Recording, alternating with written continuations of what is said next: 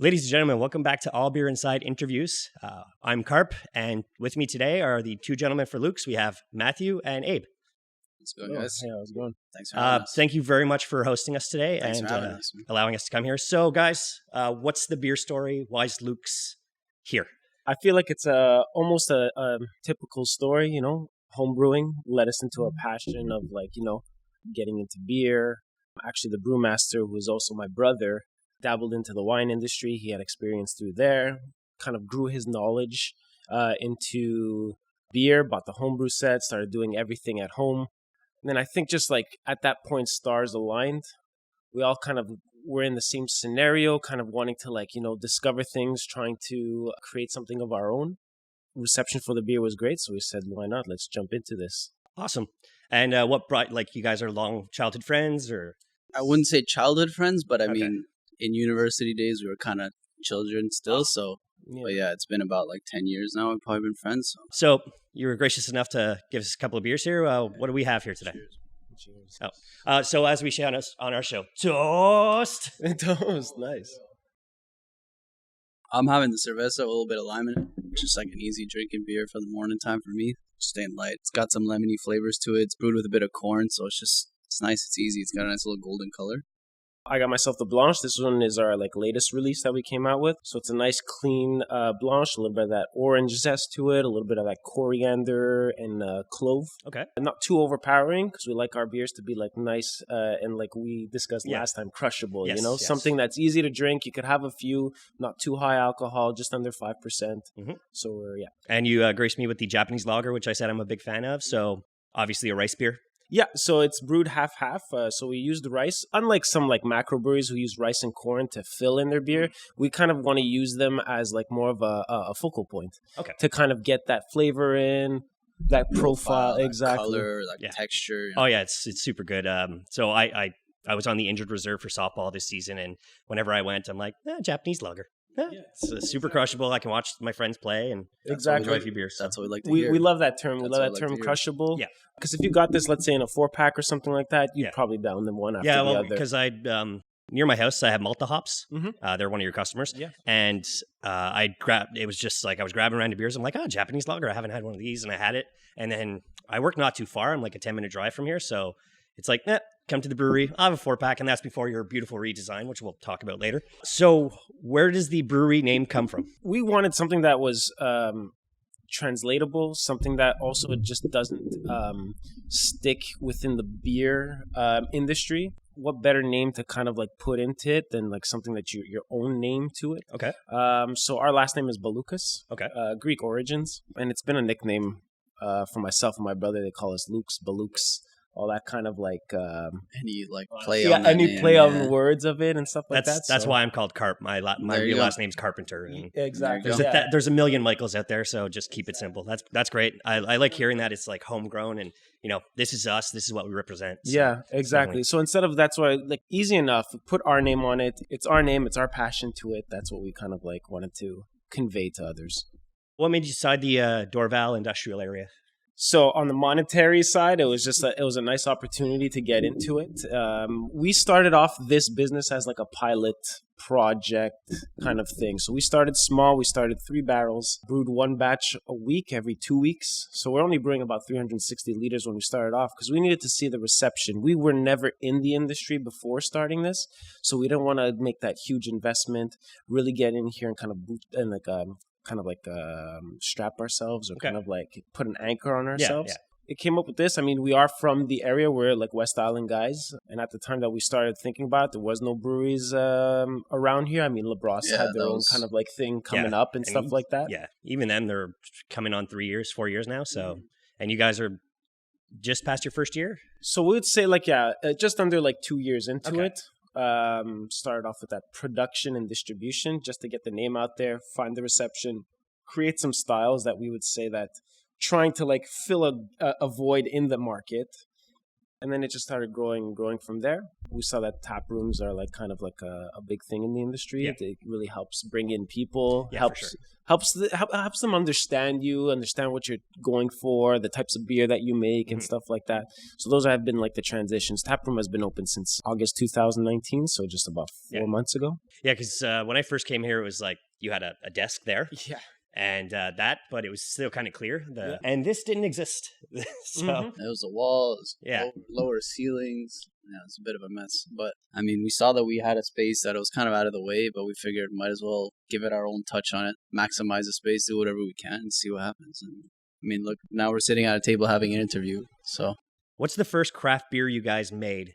Good, bad, whatever it was. What did you make? Wow. Okay, this is a funny story, and I wish Thomas was here to explain it. He made a homebrew recipe. Just found one online.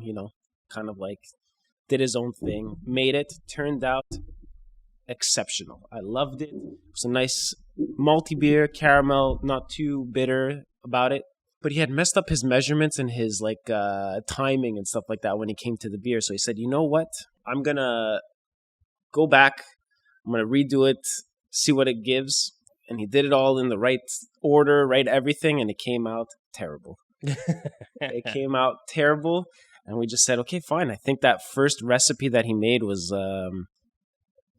it was perfect at the time. It was just that nice transition over from the macro style that you're looking at. It had a little bit of bitterness to it, had more maltiness to it, had more fruitiness to it. When you're making like an ale, that's what usually you get out of it. And that was actually the first beer that we released from Louks here was the Golden Ale. And that was like that first initial screw up that we'll call it, but actually ended up being like a delicious, easy, crushable style for us. Yeah. Amazing. What are some roadblocks you've run into creating the Louks brand, just even opening?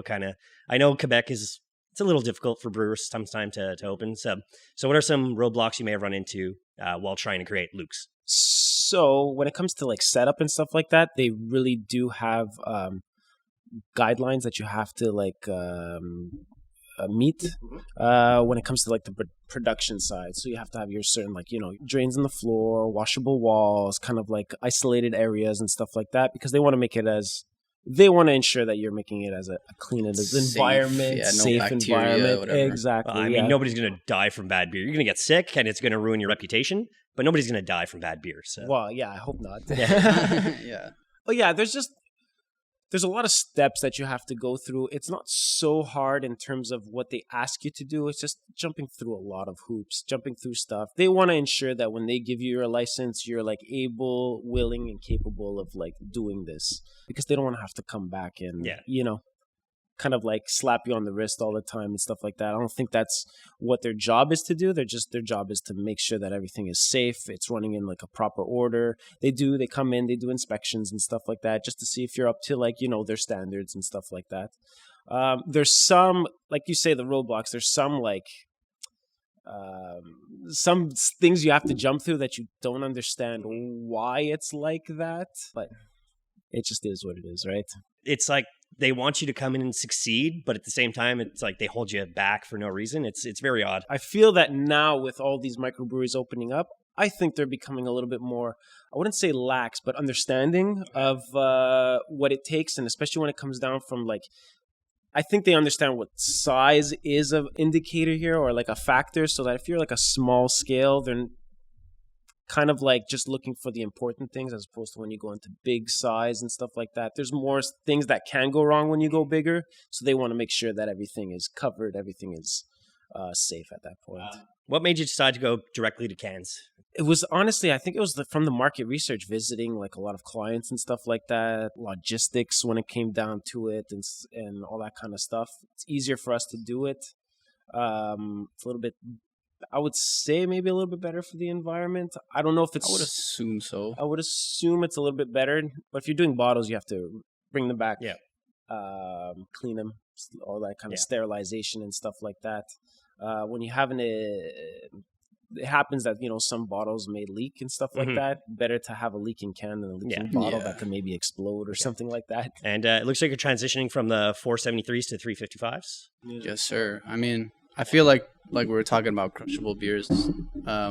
That's our style, and I feel like the smaller cans really fits our style too, because it just fits right in your hand. You know, you finish it when you realize. If you're having a Japanese lager, like for example, you're talking about your softball game, you have 1, 2, maybe the small ones you probably have 3, 4, and you're still chilling. You know, so. For sure. It helps with variety a little bit too. If you're picking up a 4-pack of tall cans, that you're having 4 pints in a night. Some people, I mean, obviously we've had those nights where we're like 5, 6, 7 pints deep, you know? But when it comes down to it, I think that's easier. It's a price point thing. It's a visibility thing. It's a bunch of factors to it, especially now that we were able to get these cans printed. Shout out to Heart Print. They're a new company that came out, printing directly on the cans. So we had problems, actually, speaking about like governmental stuff. We had problems with our wrap labels and our shrink sleeve labels that Recycle Quebec finds it. They're not recyclables. They're not.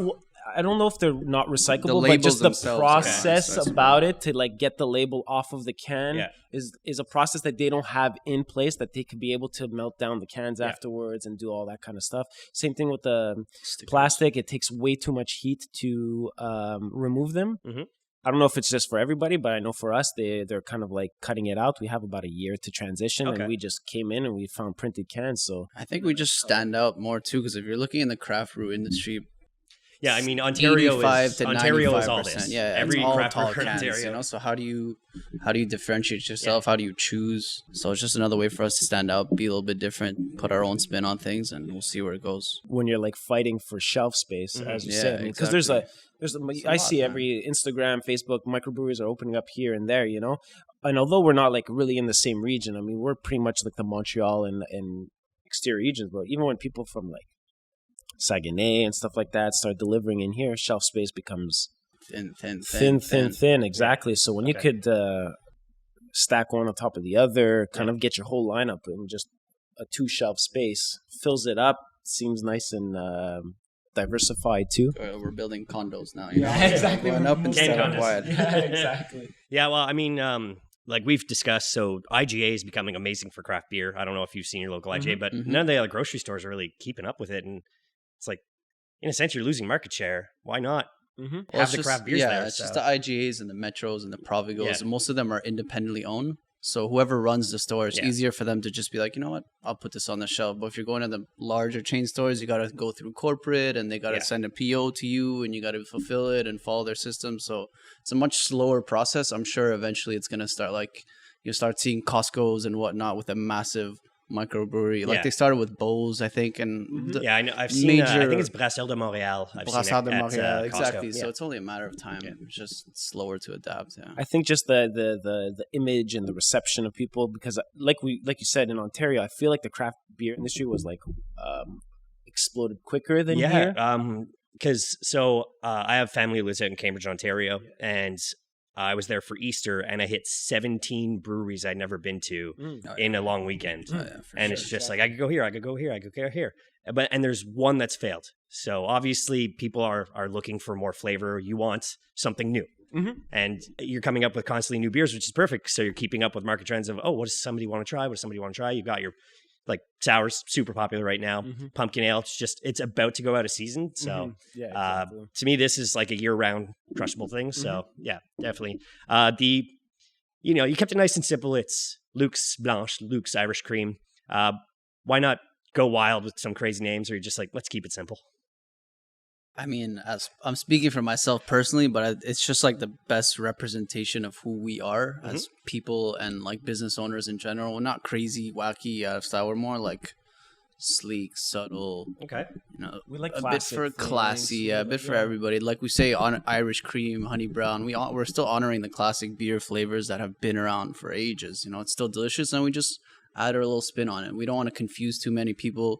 At least when you're picking up a Honey Brown, like you're getting you're getting a brown beer with some honey in it. You're picking up a cherry sour, you're getting a sour beer with some cherries in it, right? So if you're seeing some of the wacky names on shelves now, like I don't even know what to say, Yeah. It could be anything. Especially here in Quebec with the French language laws, it's like you could come up with some real creative ones. That's what I'm saying. So. I mean, they are creative. They're cool. I like them, exactly. but just for us, that's just who we are, and it's the easiest way to do it. We're not trying to hide behind anything, because that's not who we are. I mean, if there are people who are doing that and they have that because they're they're wild, they're experimental and all that kind of stuff. Great, like, all to you. We were speaking with Todd. What was his name? Todd from Slim Pickens. Yeah, Todd from Slim Pickens down in Florida. He owns a cidery. Cider and mead they make. Yeah, and he was. We like talked to him. Obviously, you like to kind of like talk with everybody, see what everybody's kind of doing and stuff like that. He had a great saying or quote. I don't even know which one to call it. Analogy. Yeah. Think of breweries as bands. Okay. And your equipment is your instruments. Okay. And your product are your songs. So there's bands out there that are like super technical, just like in beer. People are making some extreme beers and great beers at the same time. Barrel aged, sours, lambics, all that kind of stuff. That's really cool. We're kind of like dialing it back, and we're kind of saying, well, we like to make the mellow, the kind of like not too much in your face, groovy, but groovy. Yeah, exactly. So I know you've done some cans for Barrel Box out in El Perot. Yeah. What are some other collaborations you've done right now? So we collaborate now with this kombucha company. Okay. Super interesting. They came to us to make a kombucha. We were kind of a little skeptical about it, just because much like microbrews, a lot of kombucha companies started opening up. Big trend coming in with kombucha, but they had the idea to make it an alcohol. Okay. Kombucha, and that's where we came in, where we have the license to make a beer base for it. He does his own kind of like little experimentation and kind of process to kind of make it into what it is. Super nice. I would compare it to almost a sour beer. But again, if you like kombucha, you'd love it. If you like sour beers, you'd love it as well. Okay. Some great flavors he came out with. Obviously, you got the hop one. Since you're in a brewery, you got to put some hops in there. We got the mint lemon one, nice, clean, refreshing. And he's got the ginger hibiscus as well. So kind of going for, again, him as well. They're going for like some standard flavors. Okay. Some kind of easy to get out there, easy to like introduce people to this product kind of thing. And he's got some ideas. Definitely. Well, I think what was cool about it is like on the theme of collaborations for us, in terms of making other beers with other breweries, it's not, I mean, it's cool, but like we could make the same beer ourselves, so it doesn't really, it's cool in terms of like a friendly or learning stuff, different techniques in the brewing industry. But for us, it was more like we'd rather do collaborations with stuff that it's not regularly on our shelf. Kombucha, maybe coffee or cider, any other beverage that could be blended with us, or we could try something different. So that's why when kombucha fell in our lap, we're like, why not? We'll learn some things from him. We learned some new tricks, some new ways of working with bacteria, new ways of filtering things, a bunch of stuff, So you get a different perspective coming in, and you guys work on something, and the end product is usually something cool, something different that might advance the industry versus like two breweries collaborating. They're just going to get like a hoppier or like a, Now, if you were to collaborate with, let's say, anybody else in Quebec, who's on your list of like top 2 or 3 that you would, let's make a beer together? Yeah, that's a good question. I don't know if I would want to collaborate now with somebody who's along the same lines as us and the same kind of like mentality of where they're taking beers, or you want to maybe go for somebody who's like kind of like really making some off the charts styles of beers and stuff. Are we talking like that? Breweries? So breweries or if we're talking breweries, I can't remember who I was talking about, but they used like their local coffee shop to help make their stout. So even because I know bread beers, like unused bread, that's starting to become a thing more and more. Would you go to St. Viator's, not too far from you guys? Would you go there and be like something like that? That'd be pretty cool. Like in terms of coffee, we have a small batch coffee roaster that's one street over from us. Shout out to Las Fincas. We're probably going to make a beer with them eventually. But if we're talking breweries, I would probably say maybe like Mesorum, just because I don't drink any of those beers. I don't make these beers. I'm curious as to what their process is. Why not try something out of left field? Yeah, they've got some wild. I'm a 40-minute walk from them. They've got some wild beers. Yeah. So because they're like the complete opposite of us on the spectrum, which would be maybe we can meet in the middle and make something. Yeah, well said. Yeah, both of our tastes. I don't know about what you would think. I mean, probably keep it West Island Connect. Do something with LaBrosse maybe someday. I mean, we like their beers that they come out with. They've come out with some original styles, which we like to. We enjoy they have them. Some pretty good beers. Yeah, like that. I mean, that like mango milkshake IPA that came out. That's like kind of like one of those that you're just like, okay, it's on the shelf. Let's pick it up. Exactly. I'd love to do stuff with people not even in Quebec though. Yeah, no, so I usually add on to this. It's Ontario, USA. Like, who are people that, I mean, like, even we're 2 hours from Vermont, and they have Alchemist, which are some wild IPAs. And it's about a 4-hour drive. It's this place called Hermit Thrush, and it's just, they focus on sours. Yeah. So, what's that farm one? Hill Farmstead. Hill Farmstead, those guys they're ridiculous. Yeah, exactly. So those are like kind of stuff that you kind of like aspire to do.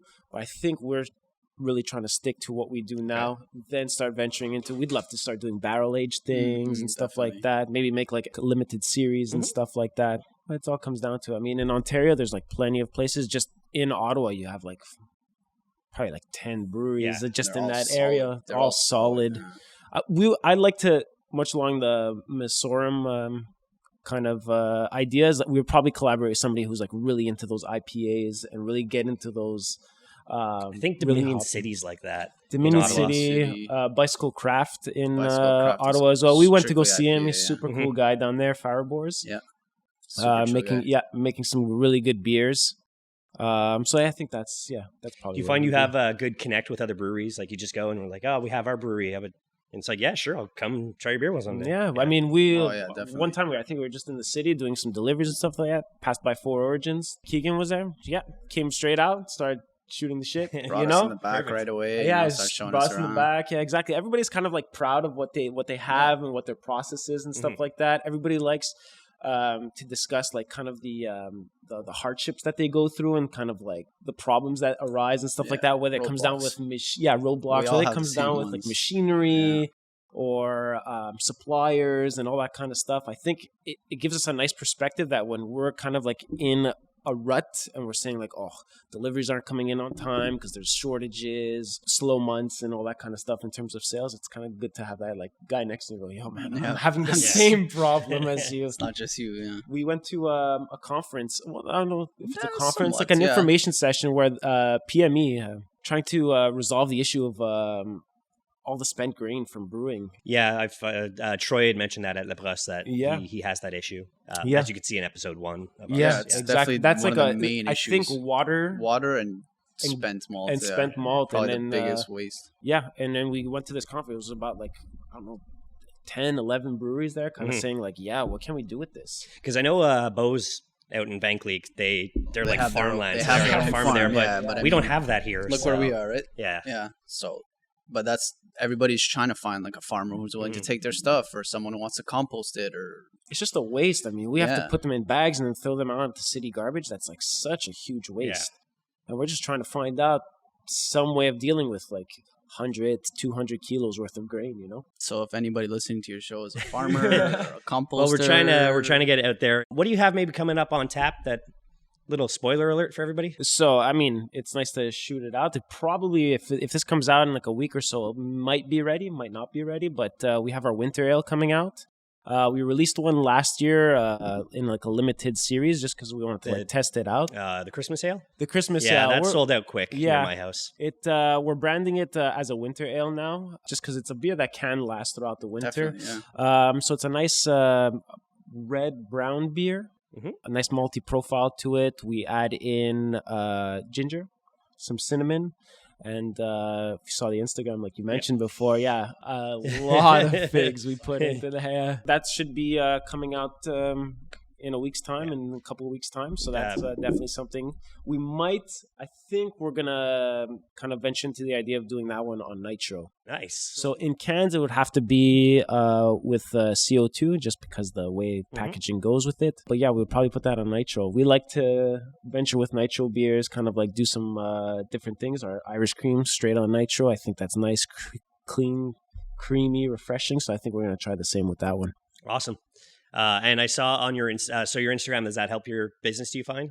Or just being out there on social media? Yeah, absolutely. I mean, we're going to shout out our graphic designer, marketing, advertising, kind of like all that avenue. It's Vera Awad. She jumped into the company. She's really taken over on that, really helped boost the visibility of Louks. She's the one who designs all the labels and stuff like that, keeps the same theme to it. It helps, man. It helps keeps it within the family too. We're a small little team. We're 4 people, doing everything from brewing to packaging to Instagram to distribution to, you know, so bookkeeping, bookkeeping, accounts receivable, all that kind of electricity stuff. work, plumbing work, whatever it is, you know. So like you're talking about roadblocks, honestly, one of the biggest things when you're starting a microbrewery, especially for these guys because they started home brewing. I never did home brewing, so I don't know the whole process, but it's so much more than just making a beer. You know what I mean? You could have the most delicious beer ever, best recipe, everybody loves it, but if you don't know everything else that goes on behind the scenes, for example, like social media stuff, marketing stuff, bookkeeping stuff, you're going to be a mess and you won't be able to share your product with the world. That's the learning process for us, and it helps that there's always people that are willing to come in and help us out. You guys are coming to help us out by, you know, interviewing us, talking to us, sharing our story with the world, and hopefully, you know, more stuff will come out of it. And we truly appreciate you having us today. So, so we're going to end it here. I'd like to thank you both once again very much. Delicious beers. Awesome. So shout out, where can people find you on the web, in person, all that? So our Instagram is at Louks Brew. You can find us at louksbrew.ca. Facebook is Louks Brewery. You can find us pretty much at all the microbrew stores around Montreal. Outside Quebec, some metros, some IGAs. But yeah, we're keeping it local. We're really trying to kind of expand. Okay, and if people are visiting, how close are you from the airport? Oh my goodness, you could probably, if you have a layover, you could come by here. If you're waiting for a flight, come grab a quick pint. I mean, by car, you're like maybe 3 minutes away. 3 minutes, I would say. 3 minutes away. Nice viewing spot that you can watch all the planes take off and land too. It's a nice summer activity when there's not a lot of snow or anything like that. That's pretty much it, man. Perfect. So thanks again, and have a great day, guys. Perfect. Thanks, Thank man. you. Thank you.